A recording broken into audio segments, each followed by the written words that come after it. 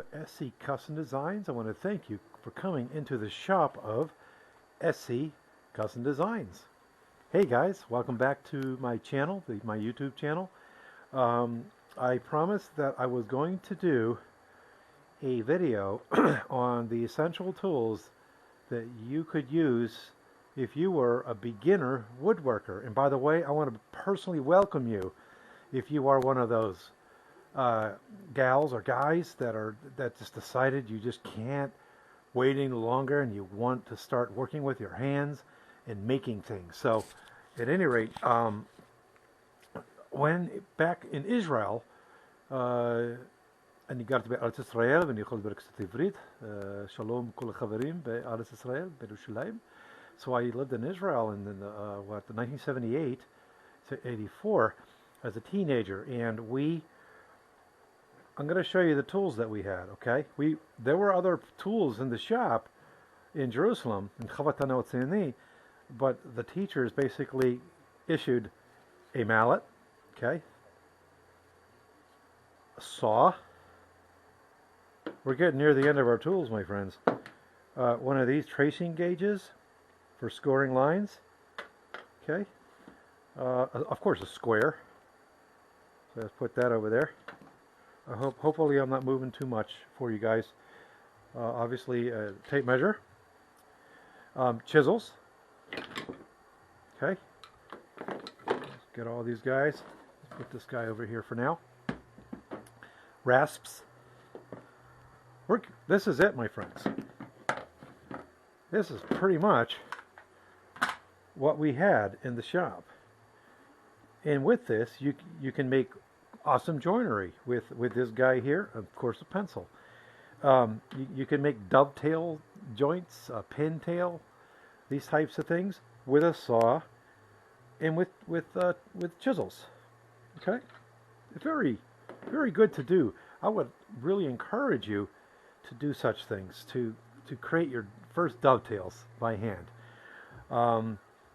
So this is it, my friends. You can get a lot of work done with just a few tools like this. But we're going to go ahead and go beyond just your basic tools. Okay, so I would say, and I just asked Google, I said, Google, what are the top 5 or 10, tools in the shop? So let's see what this site came up with. They said 11 basic tools for furniture makers. Well, there you go. Circular saw. Okay, sorry, they start off with a power jointer and thickness planer. I didn't have one of those. In the shop in Israel, they had them, and we got to use them in the more advanced classes, okay? When I started actually, we were Larkin's Wood Creations back in the 90s when I had 2.5 kids. Now we're SC Custom Designs. This is our 3rd year in business, SC Custom Designs. I do woodworking, and my wife, she works with garments. She doesn't have her site up yet, but now that I mentioned that, I just want to just quickly talk about that we do have a website, okay? And here's some of my work that I've done through the years. Some things you'll recognize, some things you may not, because I didn't get a chance to actually do video back then on the munitions box, for example. That was one of my prouder moments, my friends. And so if we click here, let's see if we can see a little bit more. So yeah, SC Custom Designs is our web page. I'm on a really, really old laptop. It's going to take 20 minutes for it to load the page. But at any rate, so please, also if you like our channel, like what you're seeing, please subscribe to our channel and then hit the bell, and you'll get indications that there was a new video that just went up. Okay, so back to this. And I apologize for this camera. It is very awkward wearing a camera on my nose. So a power joiner, thickness planer, I didn't have that. We did all the planing by hand. Okay, I'm embarrassed to say I don't even know where one is. So at any rate, in the 90s, I definitely used that quite a bit to plane my wood. So we did that by hand. So they're recommending a power jointer and thickness planer. Circular saw. All right, we've got that here. This is an old Milwaukee still working to this. I actually found that in the garbage. Uh, so at any rate, I had one back in the 90s. So I don't know where that one is. Hand saws. Okay, here's your hand saw. If we can look up here, we got some hand saws. It really helps to have one of these styles, which helps you to get real low into the wood and cut really close to the wood, dowels and those types of things. So saws, absolutely. Your circular saw here. How about a jigsaw? I would definitely get a jigsaw. Okay, and my disclaimer is I'm not a salesman for any of these. I just use them in my shop. Okay, I use that to make this, my friend. All right, so, and we'll go over why we need these things. All right, a combination square and tape measure. Here's your tape measure. Combination square. We got this guy here. I also recommend getting a T-square for those really tough projects. Sorry, for those long pieces of board. So there's various types of squares. Okay. Let's see here. Also a power drill or two. Absolutely. I actually have a Milwaukee that I bought back in the 90s drill, and man, I'll tell you, it'll turn my whole body. It's so strong, but it's a variable speed, which is pretty cool to have. And so anyway, I have this one here as an example. I've got two more down there. I recommend also having at least two. All right. Rasps, files, random orbital sander, smoothing planes, and block plane. So rasps, definitely. I've got various styles. I just brought a few out for you to see. Random orbital sander. Actually, in the 90s, I did have, and I keep referring to the 90s because that's when I had 2.5 kids and I didn't have a lot of money. But I started out in woodworking. So this was I had actually a square oscillating. This is an orbital random sander DeWalt, but I had, just that. And boy, did that save you some time. But I caution you that you may spend more time getting swirlies out of your wood if you don't keep that sandpaper sharp and free of debris and whatever, but it can be tricky. Okay, joinery gadgets. Let's see here. Chisels, wooden mallet. There's your wooden mallet. Hammer and some screwdrivers. Definitely screwdrivers too. So I have this guy also, which has beads in it that allows you to hit things more gently. This is a depth gauge, by the way. That's also very important to have. I have various styles of hammers over here. Each have their own purpose. A work meat. Oh, that would be nice. I don't know what that means actually. A puttering bench. So I'm not really sure what that is either. A bench and clamps. So, well, obviously you need a bench. I made this bench. It's one of the first things I made in my wood shop here in my basement. It's 18 feet long. I made it actually a little lower. I wanted to always be able to be over top of my tools to have better control. But you don't need something this big. You can get something like this. Actually, I got this from the Woodsmith shop that was here in upstate New York. They're no longer in business. I'll tell you, I can't find any places that sells just things for woodworkers in upstate New York. It's crazy. It really is crazy. I got to go to Massachusetts or other states just to see. Maybe I got to go south. I don't know. I'm just telling you, it's just not hard. Now this was quite a beaut when I got this. My heart was twitterpated when I got this type of. So you're gonna do a lot of work off of this thing, okay? You need to have a vise into you, but you're not gonna necessarily have the money to do this. I would say you're gonna have barely enough money to with $100 to get not even all of these. I mean, this stuff just adds up. Okay, so it's through time that you're going to get these types of things. So that being said, let's go ahead and keep moving on. Okay, so here's what we've got. Two routers here, my friends, and this is a handheld router, which is phenomenal and fantastic. You don't need something really powerful like this guy here. This guy will do the job. Okay, and then you want to pick up yourself a cheap set of bits, my friends. Okay, you don't have to get expensive bits, and I recommend that because then you can try out okay, the various bits. And the ones that aren't having any dust on them, any pitch on them, they're the ones you're not using.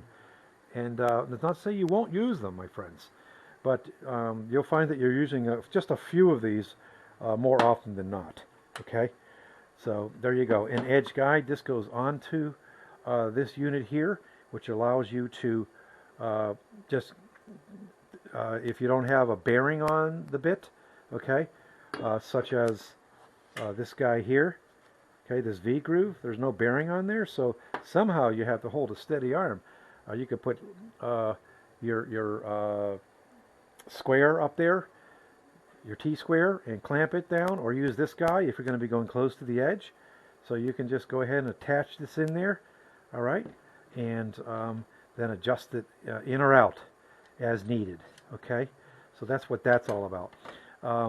This guy here also has the plunge unit to it, okay? This here is a beast, okay? It's a beast. It really is strong, and I really like the plunge router concept, okay? And we're going to talk a little bit more about that later. Your jigsaw, there's nothing like being able to make those really tight turns, all right? And there's sometimes a jigsaw is just the tool to use. Can you imagine trying to cut some corners out and circles out with this? Sorry, circles and fancy stuff. There's nothing like a jigsaw, my friend. Okay, then your circular saw. Okay, circular saws, along with some kind of straight edge. Actually, this guy here, this Bora clamp edge is perfect for putting on a 4x8 piece of wood, and it allows you to go right alongside it and go absolutely straight. Okay, but now let's go back in time a little bit. When I was living in Israel, this is what we used to do for a table saw. You say, "Wow, man, I got to have a table saw." Okay, I can't do that noise. I got to get a table saw, right? What you can do, it's very simple. We're gonna go over to the board here and show you what you can do. Okay, essentially, you can take that table saw and attach it to basically a piece of board with some legs on it. Okay, here's my legs. Like my legs? Okay, and you're just basically going to take that saw and you're going to turn it on and you're going to just sink it into the board, and then you're going to screw it in there. Okay, so this is the underside of it, right? And you're going to take that saw, circular saw, and you're just going to go, okay, and put it in there. All right, so if you turn this around, you're going to see that you have yourself your very first table saw.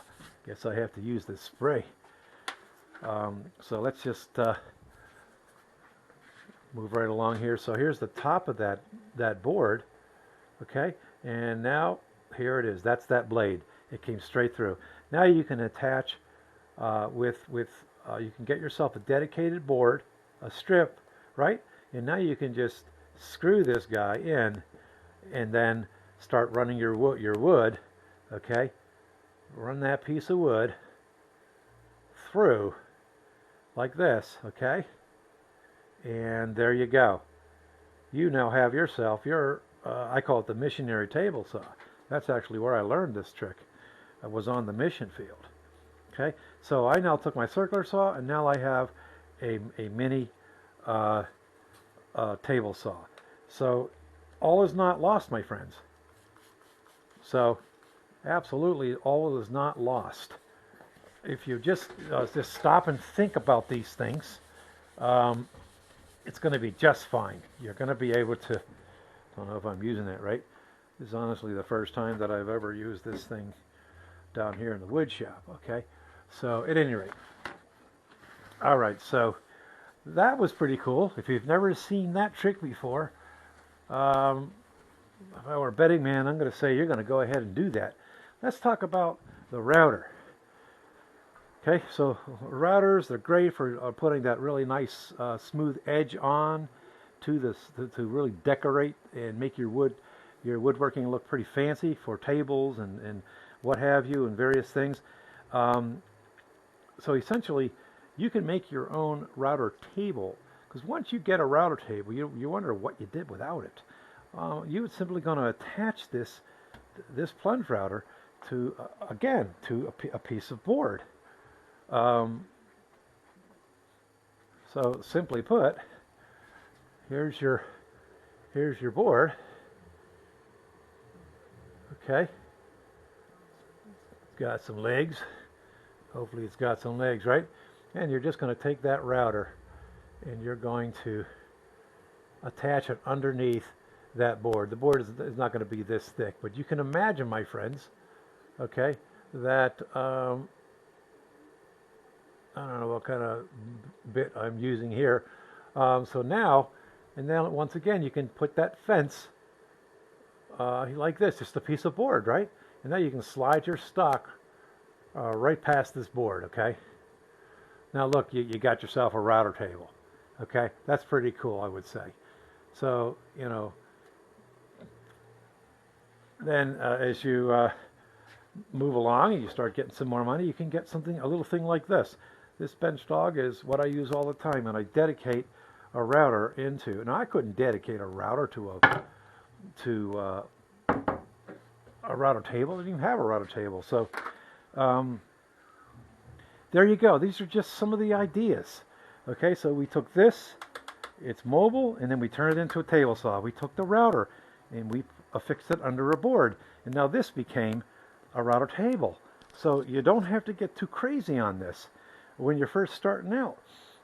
Okay, now you can use your router for joinery, not just for shaping things, right? So you can make your more Tyson tenons with this guy.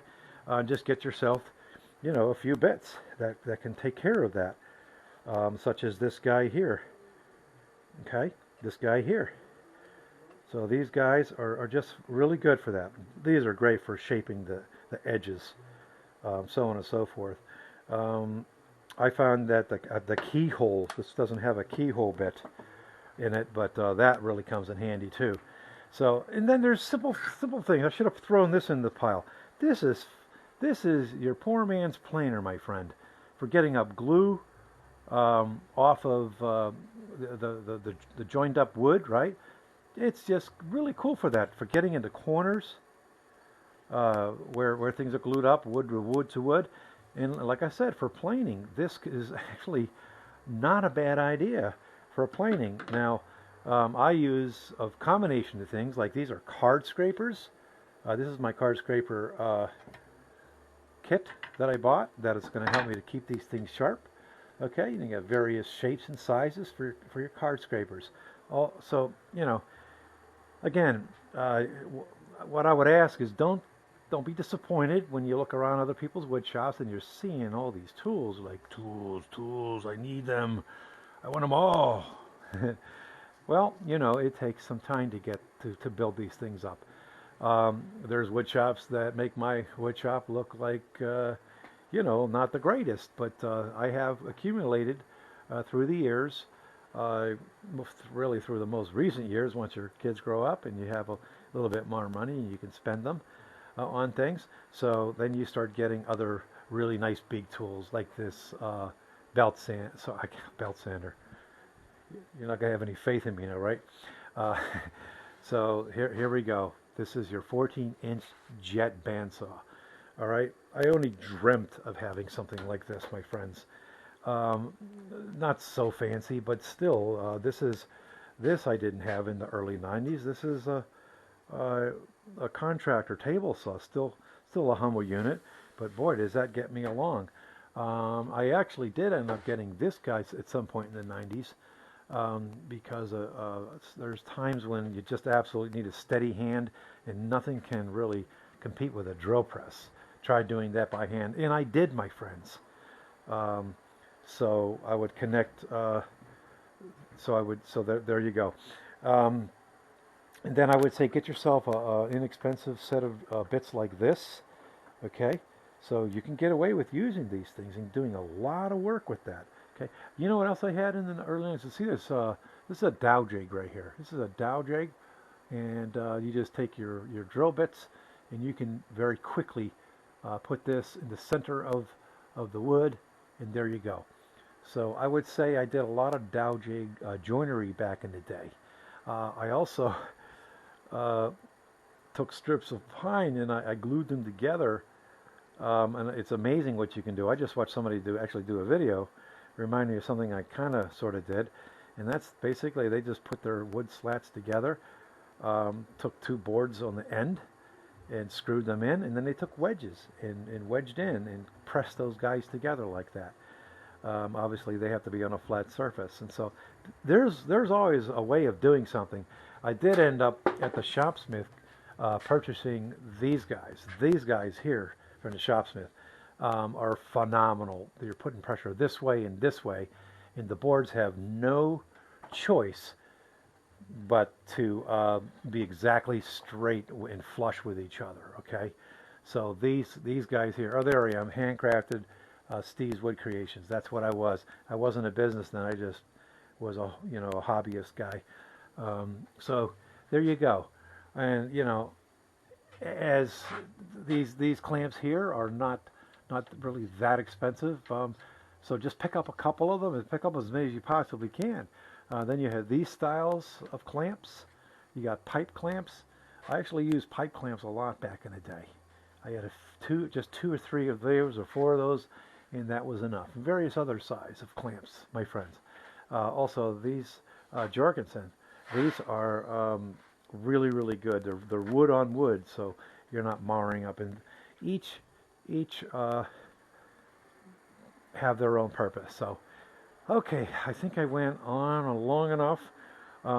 You will be surprised, and especially like I said, I lived in Israel. We didn't have a lot of money on that. I was a missionary, and we didn't have a lot of money. I didn't have any tools there. Just went to a wood shop, and that's when I got to use the tools.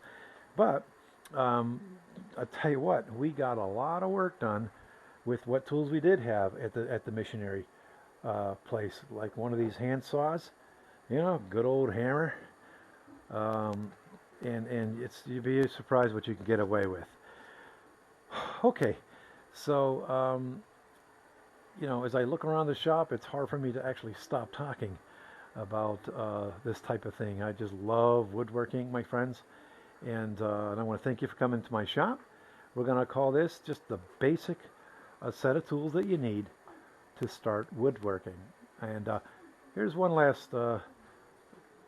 Well, we have the internet now. I mean, in the '90s, maybe just the government had the internet, but so I used to subscribe to magazines, and you get your ideas. Look, they took their router and they made this router table. You don't have to get that sophisticated, my friends. Okay, some of these things can be quite intimidating, but when you get a subscription, you're going to get all kinds of really cool tips. All right, look, this is a shop-made router table. So I would say your inspiration can come from your wood magazines. All right, I think that's important, and just don't get intimidated by the projects that you see. Okay, so all right, I'm going to stop the video now. I want to thank you for coming into SC Custom Designs, and please let us know what you think of our videos. If you like it, give us a thumbs up, and please comment one way or another. And if you give us a thumbs down, we're okay with that. Just let us know why. We had a dude, his name is Jerry. He commented and he said, I couldn't watch your video. You're shaking all over the place. I understand, my friends, and I'm sorry that I do that. I just especially when you have a head-mounted camera, you're going woof, woof, woof, woof with your head. And so I appreciated his comment, and I said, sorry, Jerry. So at any rate, thanks for coming into my shop. Again, subscribe to our channel. We do one video a week, minimal. Sometimes we do 2 or 3 a week. So hit the bell once you subscribe, and you'll be notified that a video just went up. I can talk of one show that we're doing, booked for 2018, and that's at the Maybe House in Rotterdam Junction. 2 of my kids were actually born in this place, and now it's a museum. So it's a 300-year-old plus homestead, and now there's just all kinds of wonderful things going on. The pole barn that was once there. It's just amazing. So we're going to do a show out there. So we'll look forward to that, please. And that'll be in August As we get closer, I'll tell you the actual date, or you can look it up. It's the Navy House Farm in Rotterdam Junction.